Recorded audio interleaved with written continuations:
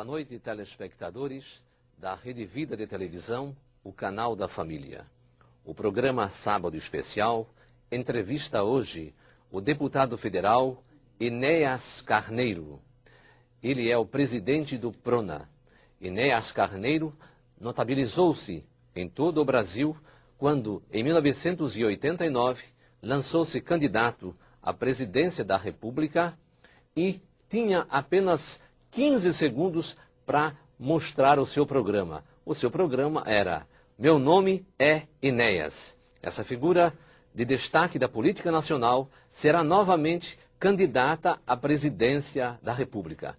Ele é o nosso convidado. Boa noite, deputado federal Enéas Carneiro. Boa noite, doutor Nogueira. Obrigado ao senhor pelo convite, à Rede Vida e aos telespectadores pela paciência em assistir a todo o programa e as discussões. Teremos muitos assuntos interessantes, mas a primeira pergunta é a seguinte. Deputado, o senhor está há 3 anos e meio no Congresso Nacional e o senhor concordaria com uma frase pronunciada pelo presidente Lula de que no Congresso havia 300 picaretas? Não, senhor. E digo para o senhor e para os telespectadores, eu não concordo com isso. Isso é uma super simplificação.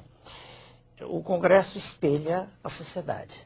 Então, a gente de todas as categorias, e eu não generalizaria dessa forma. Eu discordo de Sua Excelência o presidente Lula. Muito bem. No ano passado e neste ano, as denúncias que vêm do Congresso Nacional envolvendo mensalão, mensalinho, envolvendo sanguessuga, tem vários deputados arrolados aí, incluídos como denunciados. O senhor recebeu também alguma oferta de alguma propina ou alguém tentou fazer o senhor mudar de partido? Não, senhor. Desde que lá cheguei, chegamos, né? Todos nós que fomos eleitos com aquela votação que o senhor já mencionou, eu jamais recebi nenhum convite desse gênero. Jamais, eu não posso dizer isso. E, claro, daqueles que comigo foram, 4 saíram. Certamente receberam o convite, não posso afirmar que foi dinheiro, mas foi para ter vantagens, oferir vantagens que não teriam ficando no PRONA. Nós estávamos contrários àquilo que se chama a base governista, quer dizer, o sustentáculo, a sustentação. Então saíram 4 e ficou apenas o doutor Elimar Massa Damasceno, que está comigo. Muito bem. Nas últimas eleições proporcionais, o sempre candidato à presidência da República desistiu e saiu candidato a deputado federal. E foi o mais bem votado da história do país. Enéas Carneiro Ferreira teve... Ferreira Carneiro teve 1.560.000 votos. Nunca se viu votação igual em todo o país. Até o ex-governador de São Paulo, Paulo Maluf, era o mais votado, com 670.000 votos. Como que o senhor explica essa votação? É complicado explicar. Eu já tentei entender isso diversas vezes. Já conversei com colegas neurologistas, sociólogos, e há uma interação, né, direta entre mim e o eleitor. Eu não tenho cabos eleitorais, não fiz contato com nenhum prefeito, não fui a cidade alguma. É um contato direto pela televisão. Eu quero crer que é a maneira como eu falo, que já tinha dado um resultado semelhante da eleição para presidente da República em 94. Eu tive quase 5 milhões de votos. Como é que o senhor fala? O senhor sabe, no horário gratuito, eu transmito aquele sentimento que é do homem comum. Eu sou um homem comum, não me contaminei, né? E com excelência, nada disso. E quando eu falo no horário gratuito, eu transmito para o eleitorado aquela sensação que é própria do homem, a indignação com o modelo, não é com uma pessoa, o modelo de que nós falaremos daqui a pouco, o modelo que leva o nosso povo a uma situação de escravidão. É essa a questão. Eu quero crer que é a verdade, é o não comprometimento com o modelo que faz com que o cidadão comum perceba que eu não pertenço ao sistema. Talvez isso. Ou não seria também um voto de protesto qualificado? É um voto excelente, o seu adjetivo, um voto de protesto qualificado. E no presidente da República seria um voto de protesto não qualificado? Porque aí não qualificado. Sua Excelência, o presidente é notoriamente inculto, né, não, ao longo da vida não tem formação específica em área alguma, e eu já disse a ele, não estou falando, né, se ele está presente, disse a ele em 94, e aliás eu temia por tudo que veio a ocorrer 10 anos depois. E, se quiser, o que é protestar? Quando as pessoas votam contra um indivíduo, estão protestando contra ele. Eu penso que sempre há um protesto. Quando as pessoas votam contra o modelo que era chamado neoliberal aí, acreditando que Sua Excelência, o atual presidente, ia fazer diferente, estavam protestando. Quando as pessoas votam em mim, elas querem uma palavra, elas querem uma voz, elas querem uma expressão contrária ao modelo. E tem comigo isso. Eu não me curvo. Em nenhum instante eu cedi à tentação. A tentação de estar do lado do governo. O deputado federal, Enéas, com 1.560.000 votos, levou também para a Câmara Federal mais 5 deputados do seu partido, Prona. Por favor, o senhor se lembra qual foi a votação desses 5 outros deputados? Sem citar nomes, porque não me... Por favor, porque não interessa citar, são ilustres desconhecidos da população. Foram 600 votos. 600 votos? 400... 275, 382. Então, nem para nada. Veja, telespectador, pelo coeficiente eleitoral, São Paulo, para cada 250.000 votos dados a um partido, teria um deputado federal aproximadamente isso. Eleito. E, no caso do deputado, ele teve sozinho 1.560.000 votos. Por conta dessa votação... Na verdade, nós estamos desprezando 10 mil, que é 70. Então, não é por conta dessa votação, ele conseguiu eleger 5 desconhecidos deputados. Eram profissionais gabaritados? Não. Nas suas áreas, sim. Que áreas? Médico, professor. 2 médicos, professor de filosofia, advogado, sim. Profissionais que estavam comigo há pelo menos há 3 décadas. E eles... 2 décadas. Ao chegar lá, eles continuam no Prona? Não. Não? Onde eles estão? 3 estão no PP, Papa, e o antigo PPB, e 1 está no PL. Mas, de novo, isso é uma opção deles, né? Quando se chega ao Congresso, veja, doutor Nogueira, a pessoa se deslumbra. Não, podia ser uma opção deles, uma opção, mas um respeito à sua votação, ao seu partido, que lhes garantiu uma cadeira de deputado federal por São Paulo, o maior estado da federação, e a sua votação é maior do que de muitos senadores e de candidatos ao governo de estado. É verdade. Mas aí o que se passa aí é compreensível quando se atenta para o privilégio que se tem na casa. Nós estamos ali como se estivéssemos numa corte. Né? Há muita vantagem. Não estou falando pecuniária, só dinheiro. O senhor tem um elevador particular, o senhor é chamado de excelência. Se a pessoa não tiver uma estrutura, né, de caráter que a mantenha imune, né, é natural que queira ir para o lado do governo. Porque o governo tem muito mais poder. O governo, estou falando do executivo. Veja, o senhor falou ali mensalão. O que foi isso, em última análise? Isso foi a ingerência direta do executivo. Eu costumo dizer do outro lado da rua, e já disse isso, né? Lá na nossa casa, no tribuno, foi ingerência direta do executivo. Com todo o poder de que dispõe, ele comprou consciências, não há dúvida quanto a isso. Né? E, lamentavelmente, o número foi significativo. Assim se explica a aprovação de uma série de medidas provisórias absolutamente nocivas à população. Quando eu falo população, estou falando da população de baixa renda, aquela que precisa mesmo do Estado. Né? Então, a reforma da Previdência, reforma tributária e tantas outras coisas. Né? Então, a bancada do Prona... reduziu-se a 2. Com muito orgulho, estamos no Prona, deputados federais, eu e o doutor Elimar, que é um amigo, irmão e uma pessoa por que eu tenho estima, respeito e admiração pela sua decência. Então, e aliás está aqui em nosso estúdio. Nossos agradecimentos ao deputado federal do Prona. É médico também? É colega. Muito bem. Doutor Enéas, o senhor é médico, o senhor é matemático e o senhor é físico. Qual é a sua opinião sobre o presidente Lula? O senhor votou nele em 2004? Não, senhor, eu anulei o voto. Sua Excelência, o presidente, eu já disse agora, é uma repetição, é profundamente inculto. Isso não quer dizer nada. Podia, ao ter chegado à presidência, manter-se fiel às suas origens. Não o fez. Sua Excelência, o presidente Lula, tem um comportamento semelhante àqueles que o antecederam. Ele é um súdito do poder internacional, do poder mundial. E começaram os índices referentes à educação, saúde e segurança pública, são iguais ou piores do que eram em governos anteriores. Então não há nada a elogiar no governo de Sua Excelência. Sobre a pessoa em particular, não cabe tecer comentários. Eu não gosto disso, não leva a nada. Vou falar da ação. A ação governamental de Sua Excelência, o presidente, é a pior possível. Estamos diante do pior governo que o Brasil já teve. Sempre já disse isso ao vivo. Em números, prove isto. Opa, mas é simples.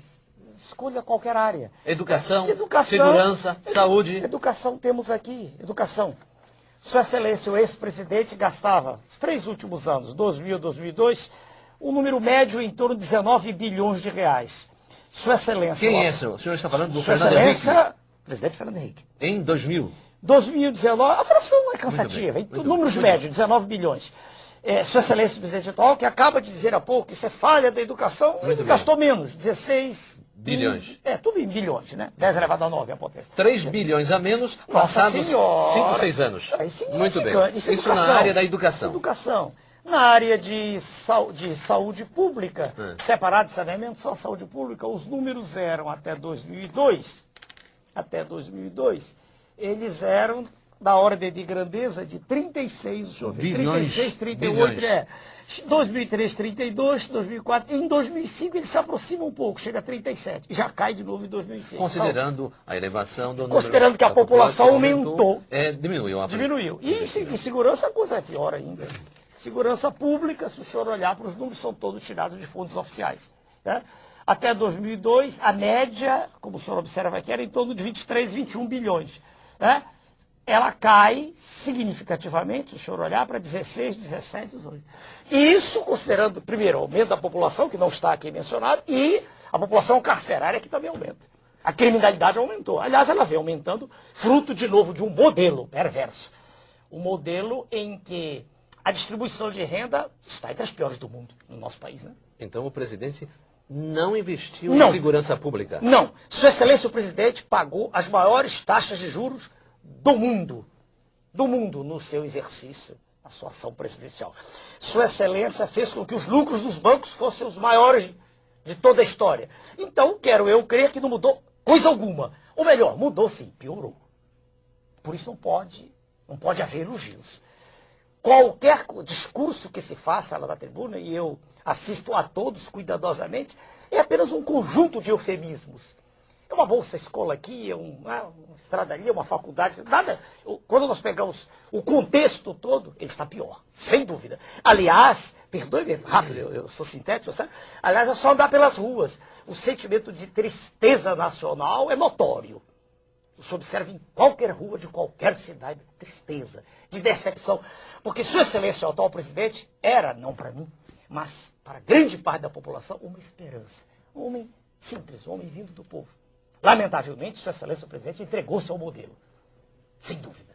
E ele, apesar de não ter as suas qualificações, cursos superiores, aliás, o deputado Enéas, todos os concursos que fez para entrar no serviço público ou para conquistar cátedras, sempre foi o primeiro lugar. Mas em um minuto, por favor. Quase todos. Quase todos. A sua assessoria diz que é quase todos. Então, Excelência, o presidente Lula sabia dessas irregularidades todas ou não? Doutor Nogueira, quem pode afirmar isso? Nós estamos aqui repetindo o óbvio.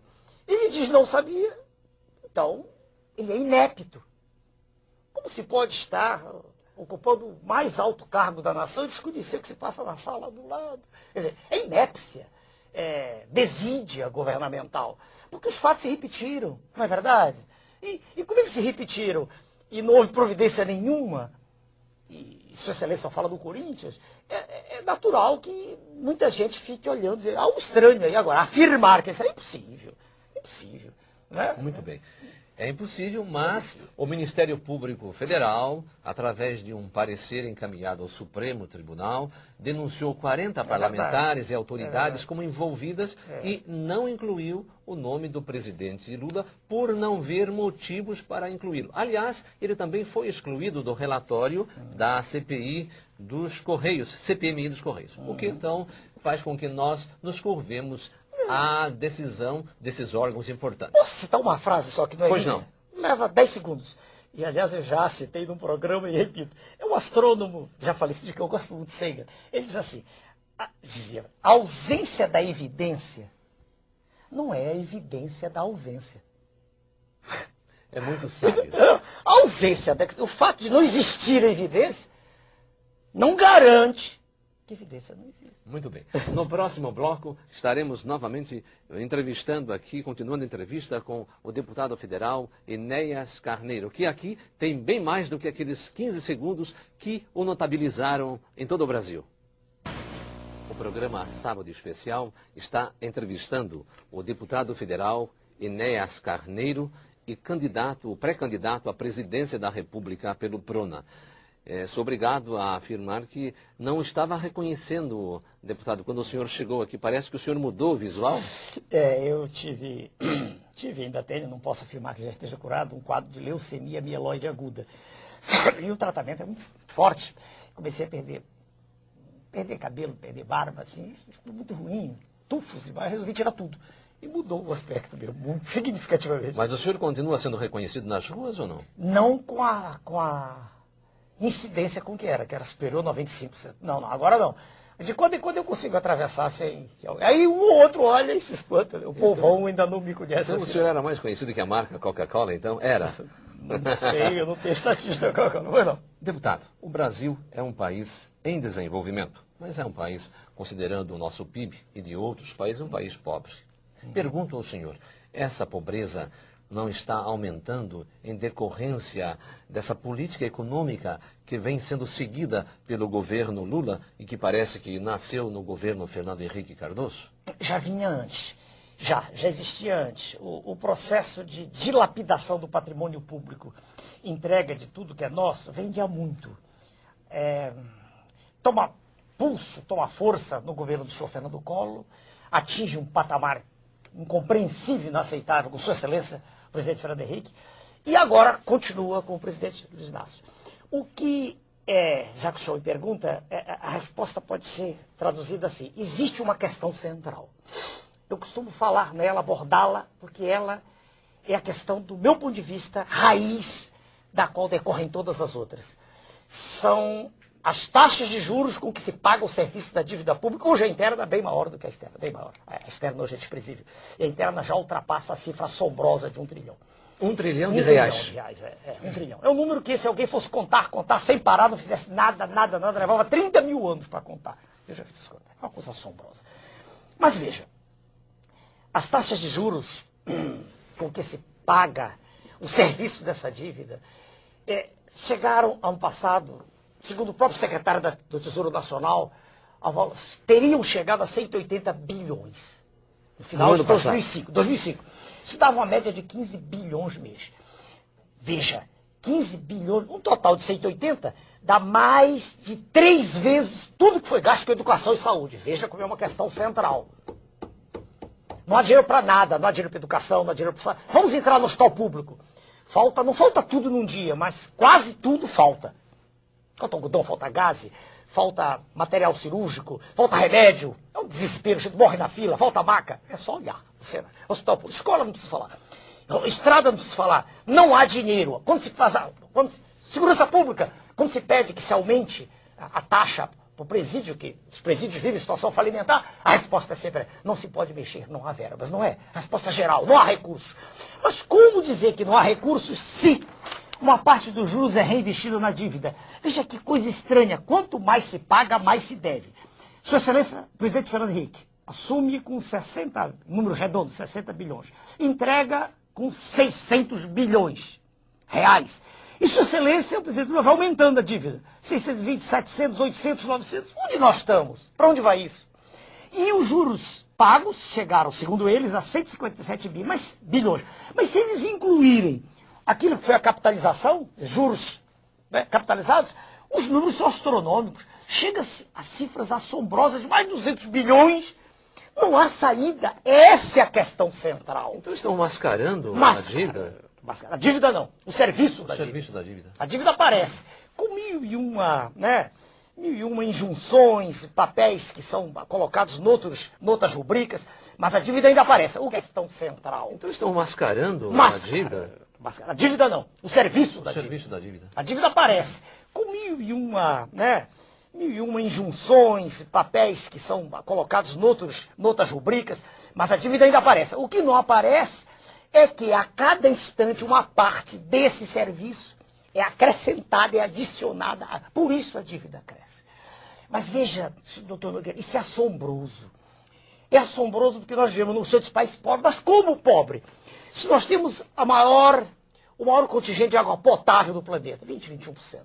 Como pobre, se nós temos uma riqueza mineral que ninguém tem. Eu conversava com o senhor e converso sempre com qualquer colega, qualquer pessoa, perdoe-me tratá-la assim, que queira trocar ideias. Nós temos de nióbio, um elemento químico fundamental para a indústria aeronáutica, sem o qual o avião supersônico não levanta voo. Temos 97% a 98% do mundo aqui. A região de Araxá, em Minas Gerais, um pouquinho na Amazônia.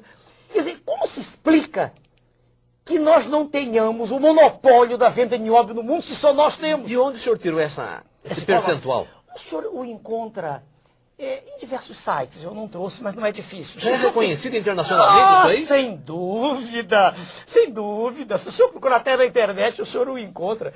Nióbio, óbvio, eu tenho a satisfação de dizer para a população que eu fui o primeiro candidato à presidência da República que falou nisso, não se tocava nisso, era tabu. Eu fui o primeiro. Nióbio, né? N-I-O-B-I-O, nióbio. Pois bem, eu fui, mas não se toca nisso, isso é tabu. Agora, só o nióbio permitir-nos-ia ter uma moeda própria, lastreada nele. Entendeu? Nós podíamos ter nossa, não atrelada ao dólar, só ele, só o... E sem falar no quartzo, o nosso é de primeira qualidade. Em suma, quando aparece a capa da revista do roubo do urânio, o senhor pode ter mostrado, né? Roubo do urânio, contrabando de urânio, eu me divirto um pouco, porque isso é extraoficial, é verdade, estou roubando. Mas o nióbio é infinitamente pior, porque é oficial, o senhor entende? É oficial. Quer dizer, se nós calculássemos quanto é gasto de nióbio em toda a indústria aeronáutica mundial, do planeta, planetária, não é verdade? E víssemos quanto sai daqui, o que entra deveria ser compensador, e não é. A coisa veja o senhor, é avassaladoramente desastrosa para o país. A questão mineral no país é uma questão, do meu ponto de vista, que tinha que ser abordada de saída. Não podia haver nenhuma concessão, porque riqueza mineral é de uma safra só, é de uma vez só. Nós não temos outra safra de nióbio, nem de quartzo, nem de manganês. Nosso manganês já está nos Estados Unidos, na Pensilvânia, compondo as chamadas reservas estratégicas, está lá. E quando o nosso manganês, ainda temos manganês, temos urucum, Mato Grosso, mas quando acabar todo, aí nós vamos comprar pelo preço que eles quiserem. Não quero fazer discurso, eu estou respondendo um pouco animado, porque essa questão mineral me preocupa há muito tempo. Eu estudei, honra ao mérito, com o almirante Gami Silva, que tomou conta daquele projeto da Amazônia, um homem culto, preparado. Estudei muito. Ninguém fala nisso. E por que o senhor não falou isso na Câmara Federal? Mas já falamos. Ninguém repercutiu isso aí? Não, essa informação não tá é muito séria. Perdoe, o seu canal é um canal voltado para a família, voltado para valores, mas isso não é geral na televisão. A televisão está preocupada em mostrar o roubo, a televisão está em mostrar essas falhas todas que aí estão. Eu costumo dizer, comparado o mensalão, a mesada dos nossos colegas que tristemente venderam suas consciências, comparado aquilo com o que nós perdemos em minério, aquilo é mesada de trombadinha. Mas o nosso homem comum, o nosso homem simples, não sabe desses valores vultosos. Então eles estão roubando. A imprensa desvia a atenção daquilo que é visceral para aquilo que é secundário. Essa é a questão. E o Conselho de Defesa Nacional, que é um órgão assessor da Presidência da República e que tem que cuidar da preservação desses bens e do subsolo, também ignora isso? Não creio que ignore, é conivente. Veja a Vale, como é que a Vale foi privatizada? Eu conversava com o senhor. O que se recebeu, naquele cheque, Quando o senhor fala Vale, é a companhia Vale do Rio Doce. A maior mineradora de ferro do planeta. Não é Vale Refeição, Vale do Rio Doce. Rio Doce, tem razão, perdoe-me, eu fui impreciso. Quando a Vale do Rio Doce foi privatizada não, foi entregue, foi doada de maneira criminosa. Em que governo foi isso? O governo de Sua Excelência, o ex-presidente Fernando Henrique Cardoso. Quando ela foi privatizada, o valor recebido foi de 3,33, uma fraçãozinha, bilhões de dólares. Não deu para pagar esse valor, um mês de juros da dívida pública. E de maneira criminosa ela foi entregue. Interessante, telespectador, que anualmente a gente examina os balanços dessas empresas privatizadas e os balanços apresentam lucros líquidos bilionários. A Vale do Rio Doce, por ano, tem lucro líquido de 10 bilhões de reais, sendo, aliás, uma das ações também muito disputadas no estrangeiro. Se o senhor me permite, Pois ninguém não. diz que o valor dela era superior a 1,5 trilhão. Ninguém diz isso. Ela foi doada. Essa é a questão. Quem estava por trás? Vamos dizer, quem estava por trás eram grupos multinacionais poderosíssimos. Haja vista a presença do senhor George Soros, um dos mega bilionários do planeta. Estava fazendo, por acaso, alguma caridade ao investir na Vale do Rio Doce? A Vale do Rio Doce era, e ainda continua sendo, uma questão estratégica, porque os minérios representam a nossa segurança. Quando ele compra a Vale, isso fica para o próximo bloco, eu sei se você vai chamar lá, ele está comprando ativos reais, e não ativos financeiros, moeda falsa. Ele está comprando riqueza real. Então, pelas suas explicações, a Vale do Rio Doce, ela não foi privatizada, foi expropriada. Exatamente. Vendeu-se o controle, porque ela não foi vendida, o que se vendeu foi o controle das ações. Né? Uma parte pequena, mas quem comprou passou a ter o direito de dizer o que explora, quando explora, para onde manda e por quanto. Então, o seu lucro também, que é astronômico, está sendo repassado para o estrangeiro? Claro. Deputado. É capital internacional. É o poder mundial apoderando-se das riquezas dos países ditos em desenvolvimento. Nós somos, na verdade, perdoe o senhor, perdoe os telespectadores, os colegas que estão participando, nós somos uma colônia gigantesca. Deputado, e também nas telecomunicações? Telecomunicações. Aconteceu a mesma coisa? Terrível. Então perdemos o controle de minérios e das comunicações. Agora, hoje, eu estava vindo, um assessor me ligou que nós não temos mais o direito de exportar açaí lá do norte do país. Açaí, da minha região de onde eu vi. Porque o açaí agora foi, como é que te diz, patenteado lá fora. Não tem certeza. Parece que açaí, nossa, Não, foi patenteado o nome, açaí. Ah, sim, não, a frutinha, o açaí, que eu conheço, não temos mais direito. Rapadura. Estamos desprotegidos. Desprotegidos. Essa é a verdade. É uma colônia Tão gigante. desprotegidos estão os telespectadores que até o ex-cocaleiro Evo Morales, da Bolívia, quem sabe pelos precedentes dessas privatizações, entre aspas, houve por bem tomar uma iniciativa lá e corajosamente expropriou o quê? As 2 refinarias da Petrobras, patrimônio nacional, e está dizendo que não pretende pagar indenização alguma, ou se pagar com gás com preço elevadíssimo. O que lhe parece, deputado? Nós temos tempo ainda? Por favor. Não, porque isso aí envolve... Por favor, deputado. Na ocasião... O senhor tem aqui todo o tempo. Não, por causa do tempo, eu sou O senhor já foi muito violentado por essa Mas questão de tempo aí. eu sou disciplinado, doutor, eu obedeço Por às favor. regras. Sua Excelência, o presidente boliviano, ele está tomando uma posição, podemos até usar um adjetivo, ultranacionalista, né? Mas quando o contrato foi feito, no governo também anterior, e o contrato não era bom, nem para a Bolívia, nem para nós brasileiros, nem para a Petrobras, era bom para as multinacionais. Porque o que ficava para a Bolívia do gás, quer dizer... Mas no caso a multinacional era a Petrobras. Desculpa? Não. Porque Não. o maior investidor lá era o governo brasileiro. Não. Então me explica, por favor. Bem devagarinho, Por tem favor. que ser bem devagarinho. Por favor. O assunto exige, por isso que eu falei o tempo. Não se preocupe. Não. Havia, primeiro, recursos tomados pela própria Bolívia, sobre os quais se pagava um certo serviço, juros. Havia interesses de muitas multinacionais lá no processo todo. E não dá tempo de pegar as fontes, mas é possível demonstrar-se, e o estudo foi feito por engenheiros da Petrobras, a EPET, a Associação dos Engenheiros, mostrando que, em linhas gerais, o que era mais ruim para nós, claro, era o take or pay, né? Quer dizer, nós, mesmo que não gastássemos, mesmo que não usássemos gás, teríamos que pagar. Era muito ruim.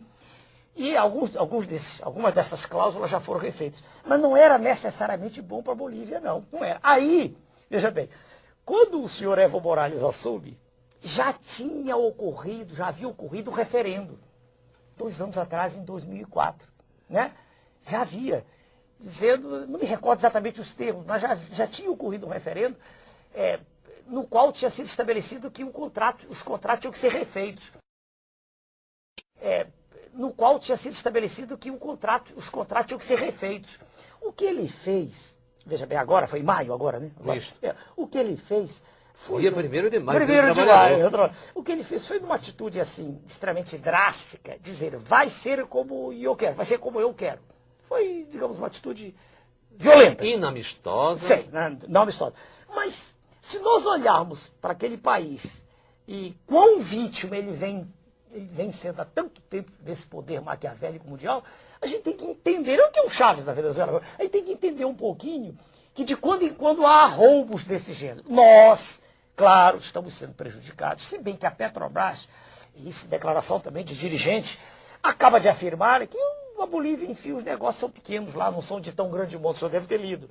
A Petrobras, $1,5 bilhão. Mas há coisas, veja bem, no contexto geral, não é uma grande sangria o que está ocorrendo com a Bolívia. Mas o ponto, do meu ponto de vista, que tem que ser...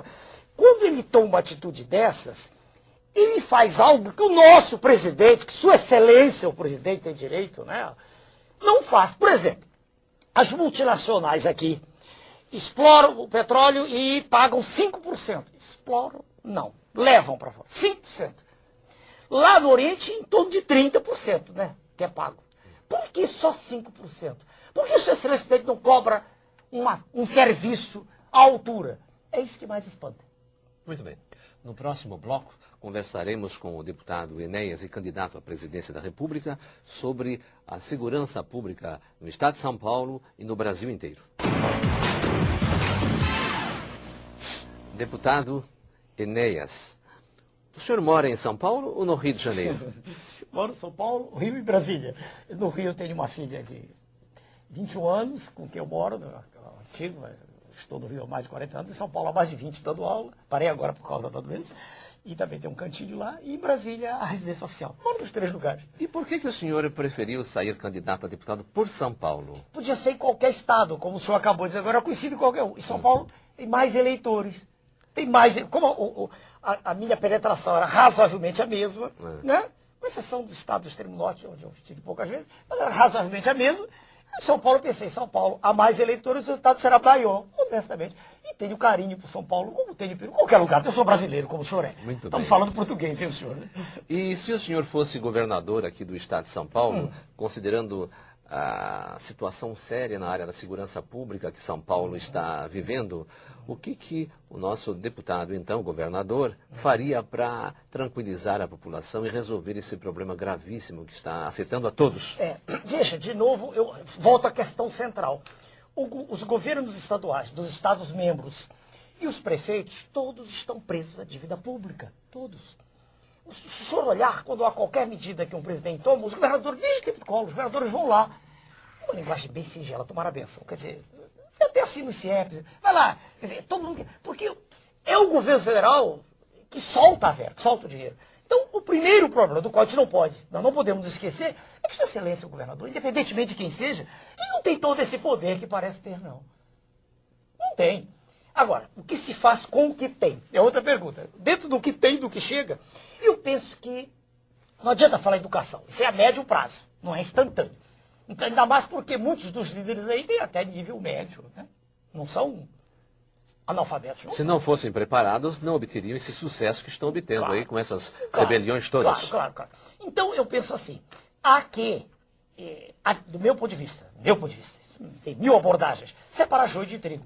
A cadeia, quer dizer, o presídio é a sementeira do crime. O indivíduo furta um frango e é preso, é jogado lá dentro e sai traficando. Todo mundo sabe disso. Né? Então, há que separar. Como? Não adianta estar construindo presídio. Aquele presídio, está todo mundo amontoado, não faz sentido. Eu penso que, e não estou também dizendo nada novo, a prisão agrícola é uma saída. Né? Espaço aberto, local onde o sujeito possa produzir algo. Aquilo ali, isso do jeito que está, vai explodir. É uma bomba de efeito retardado. Mas isso, como disse o senhor, a médio prazo. Quero saber para hoje. Medidas de segurança, não há saída. Se um rinoceronte nos ataca, não adianta cantar uma área. Há que ter medidas punitivas drásticas. Não a pena de morte, que nós somos contrários a ela, como somos contrários ao aborto, qualquer forma de eliminação da vida. Né? O PRONA tem como cláusula pétrea. Então, nesse sentido, o senhor criticaria, então, a atitude do governador Cláudio Lembo, que não aceitou a ajuda federal? É difícil. É difícil a resposta. Veja bem, segundo ele, o efetivo da Polícia Militar é suficiente. Eu ouvi a declaração dele, ouvi do comandante da polícia. E, veja bem, na medida exata em que ele dizia isso, e eu me ponho na posição de acreditar, eu não sou do partido dele, não disso, acreditando na autoridade que ele tinha condições de deter o processo, eu creio que ele não tinha por que pôr a polícia. Primeiro, porque o Exército, no caso, não está preparado para isso. O Exército apenas é uma demonstração psicológica, né? O Exército não está. Para defender o território nacional, seria?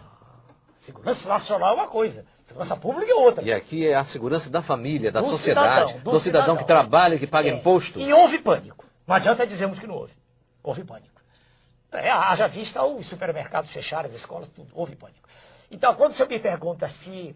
ele responde, é difícil. Está na posição, são decisões difíceis. Agora, ele houve por bem fazê-lo e, logo no dia seguinte, se não me engano, pararam. Mas fala-se de acordo. É isso que eu pergunto. O senhor conversaria com os bandidos? Não. Eu não. Eu não o faria. Eu não o faria, mas eu não posso afirmar que houve, de novo, a história, porque foram pessoas lá conversar com eles, um advogado, não foi? E logo depois cessou tudo. Mas eu não tenho autoridade aqui para dizer exatamente o que houve. Não sei. Não sei, é impossível, né? Não sei.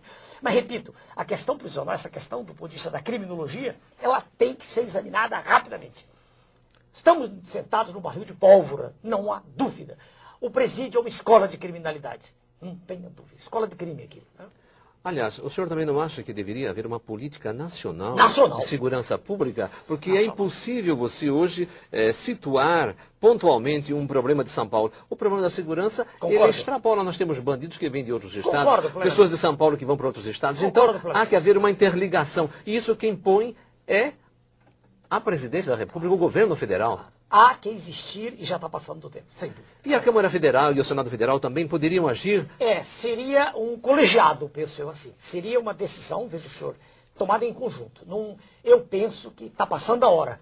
É minha opinião. Né? Minha opinião que está passando. Não podemos continuar assim. A situação ela está de um jeito, e repare, isso vem ocorrendo, vem piorando, né, com os tempos.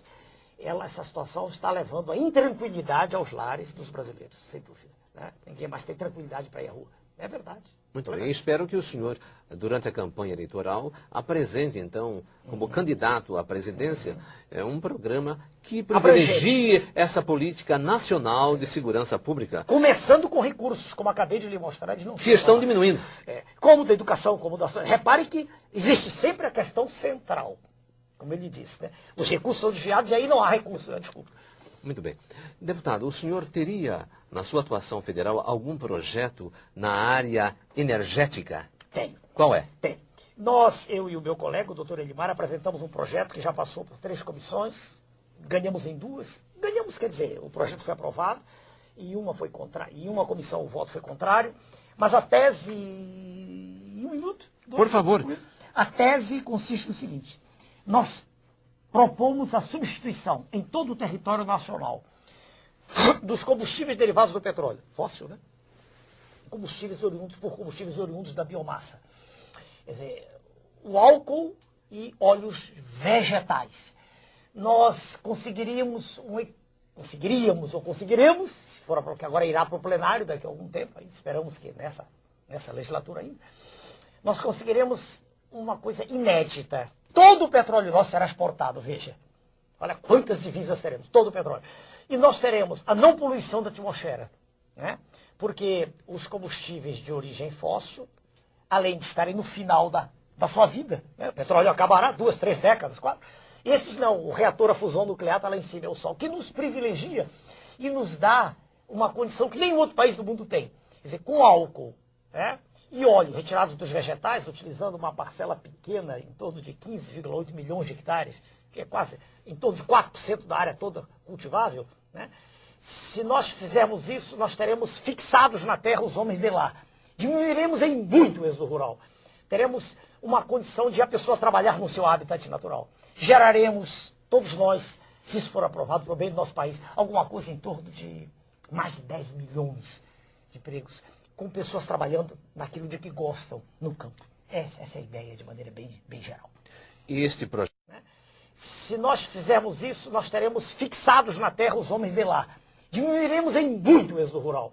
Teremos uma condição de a pessoa trabalhar no seu habitat natural. Geraremos, todos nós, se isso for aprovado para o bem do nosso país, alguma coisa em torno de mais de 10 milhões de empregos, com pessoas trabalhando naquilo de que gostam, no campo. Essa é a ideia, de maneira bem geral. E este projeto já passou em que comissões? Passou desenvolvimento, a primeira. Meio ambiente perdeu, a argumentação dos colegas foi que iria prejudicar, o que é uma insensatez, não, pelo contrário, vai retirar gás carbônico da atmosfera, diminuir o efeito estufa, né? Nós estamos usando a fotossíntese, algo que é natural, e foi um erro deles. Mas, não, agora Minas Energia passou, e terá que passar por outras, ou ir direto ao plenário. Aí nós vamos ver a adequação, e depois irá ao Senado. Se nós conseguirmos isso é um grande... Parece, não posso garantir, parece-nos, por informações vindas de outras fontes, que Sua Excelência o Presidente também está interessado nisso. Haja vista o biodiesel. Que bom. Pequeno, né? O Presidente da República? Isso nós ouvimos dizer, nós não ouvimos dele. Porque, veja o senhor, a Finlândia, há pouco tempo, através de um dos seus representantes, apresentou um projeto de obtenção de energia a partir de lixo. Do lixo, eles não têm sol. E nós que temos a maior incidência de luz solar do planeta, o maior índice de chuva, provavelmente, não temos como nosso povo está na miséria, não há razão para isso. Então é uma redenção, é uma maneira de usar aquilo que nós temos. A biomassa é nossa. Né? Muito bem. Deputado, e com relação ao aborto, o senhor tem alguma atividade lá? Por favor. O mentor de todas as teses e que tem qualificação própria é o meu colega, o doutor Elimar. Mas ele me tem chamado de vez em quando para a Comissão de Seguridade e já houve pronunciamentos nossos extremamente duros. O aborto está dentro do projeto mundial, neomalthusiano. Tudo o que se diz em torno disso é eufemismo, é conversa fiada. O que se quer é diminuir a população brasileira. Isso sim, para que o território possa não ser defendido a contento. Todas as políticas voltadas ao aplauso ao homossexualismo.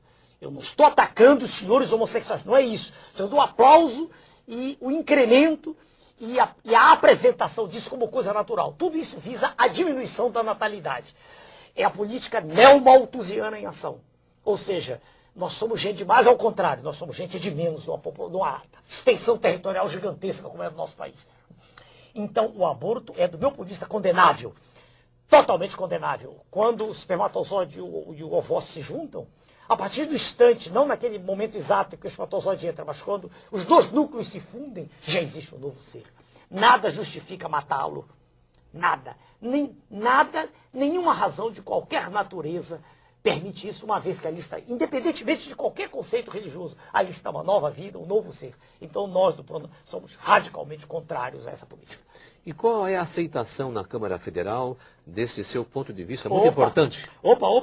Nós conseguimos, eu, doutor Ibar, e uma série de outros colegas deputados, independentemente do partido a que pertençam, conseguimos deter, e foi protraída a decisão, né, de um projeto de uma colega nossa deputada que pretende abrir as porteiras todas do aborto.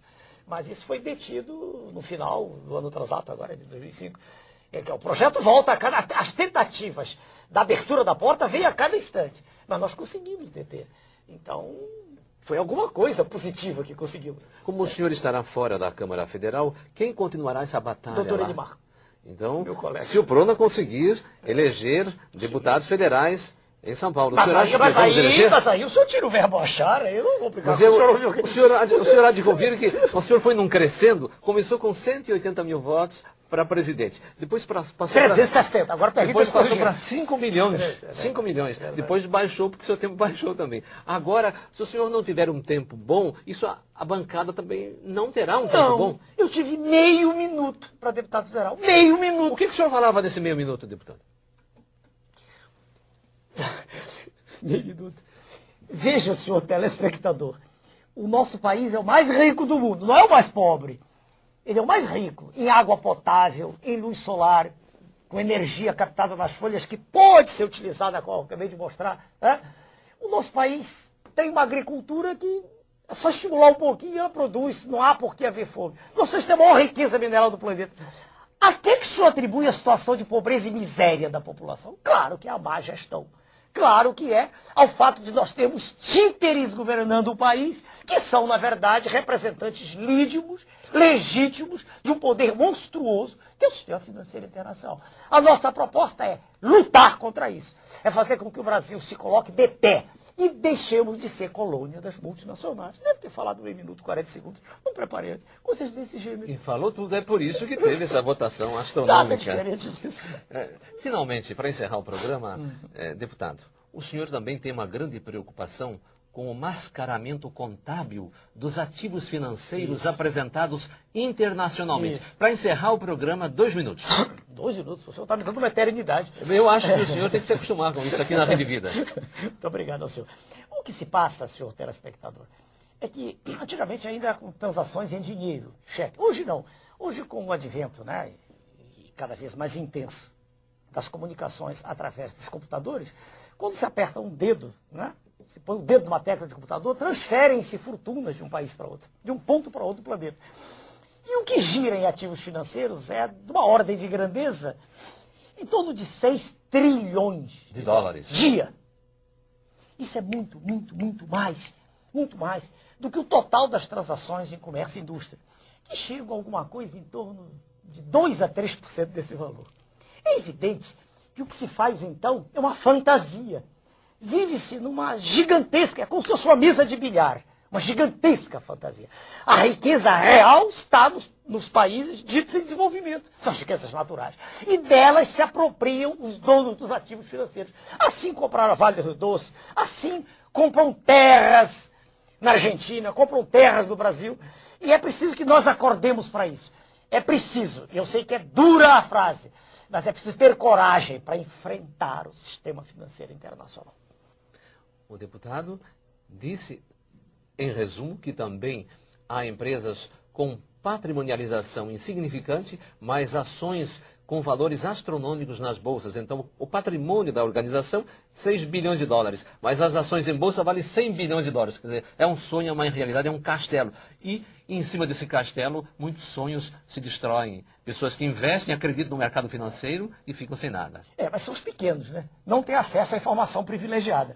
Porque, se o senhor olhar, os mega especuladores dificilmente perdem. São números vultosos, são quantias...